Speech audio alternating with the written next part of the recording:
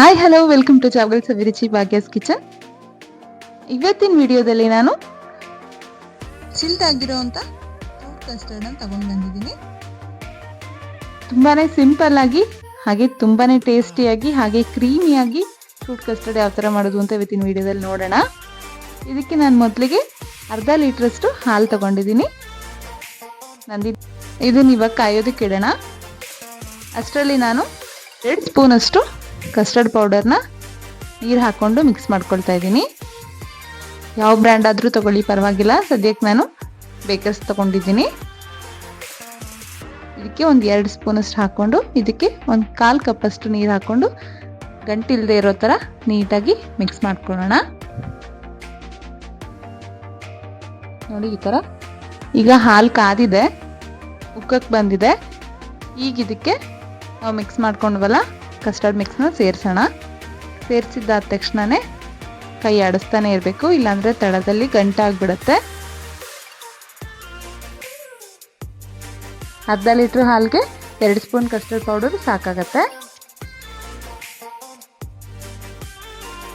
ನೋಡಿ ಕುಡಿಸ್ತಾ ಇದು ಗಟ್ಟಿ ಆಗ್ತಾ ಹೋಗುತ್ತೆ. ಈಗ ಇದಕ್ಕೆ ಅರ್ಧ ಕಪ್ಪಷ್ಟು ಸಕ್ಕರೆನ ಮಿಕ್ಸ್ ಮಾಡ್ತಾ ಇದ್ದೀನಿ.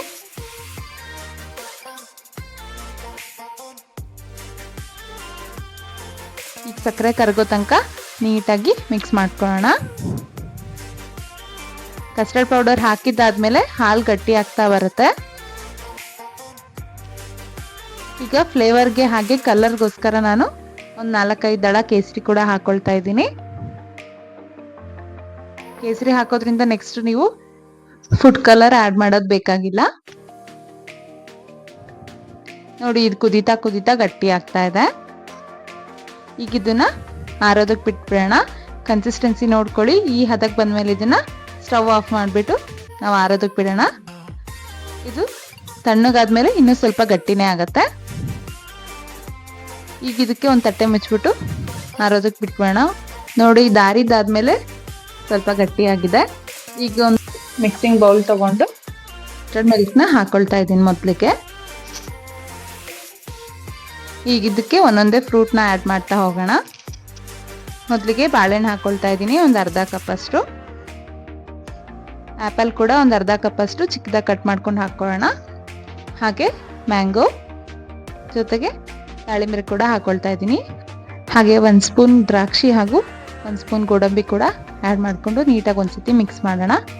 ಇದಕ್ಕೆ ನಾನು ಒಂದು ಅರ್ಧ ಸ್ಪೂನ್ ಅಷ್ಟು ಏಲಕ್ಕಿ ಪುಡಿ ಕೂಡ ಹಾಕೊಂಡಿದ್ದೀನಿ. ಫ್ರೂಟ್ಸ್ ಇಂಥದ್ದೇ ಅಂತೇನಿಲ್ಲ, ಮನೇಲಿ ಯಾವ ಫ್ರೂಟ್ಸ್ ಇದ್ರೂ ಹಾಕೊಳ್ಬೋದು. ಈಗ ಇದನ್ನು ಒಂದ್ಸತಿ ನೀಟಾಗಿ ಮಿಕ್ಸ್ ಮಾಡಿಬಿಟ್ಟು ಒಂದು 3 to 4 ಅವರ್ಸ್ ಫ್ರಿಜ್ಜಿಗೆ ಇಡ್ತಾ ಇದ್ದೀನಿ.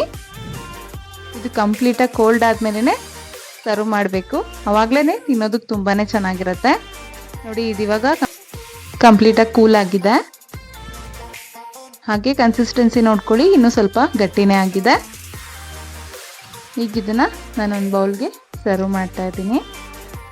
ನೀವು ಬೇಕಿದ್ರೆ ಇದ್ರ ಜೊತೆಗೆ ಪಿಸ್ತಾ ಬಾದಾಮ್ ಕೂಡ ಡೆಕೋರೇಟ್ ಮಾಡ್ಕೊಳ್ಬೋದು. ತುಂಬಾ ಟೇಸ್ಟಿ ಹಾಗೂ ತುಂಬಾ ಹೆಲ್ದಿ ಕೂಡ ಇದು. ವಿಡಿಯೋ ಯಾರಿಗೆಲ್ಲ ಇಷ್ಟ ಆಯಿತು ಪ್ಲೀಸ್ ಲೈಕ್ ಮಾಡಿ. ಹಾಗೆ ಇನ್ನು ಯಾರ್ಯಾರು ನಮ್ಮ ಚಾನಲ್ ಸಬ್ಸ್ಕ್ರೈಬ್ ಮಾಡ್ಕೊಂಡಿಲ್ಲ ಪ್ಲೀಸ್ ಸಬ್ಸ್ಕ್ರೈಬ್ ಮಾಡ್ಕೊಳ್ಳಿ. Thank you.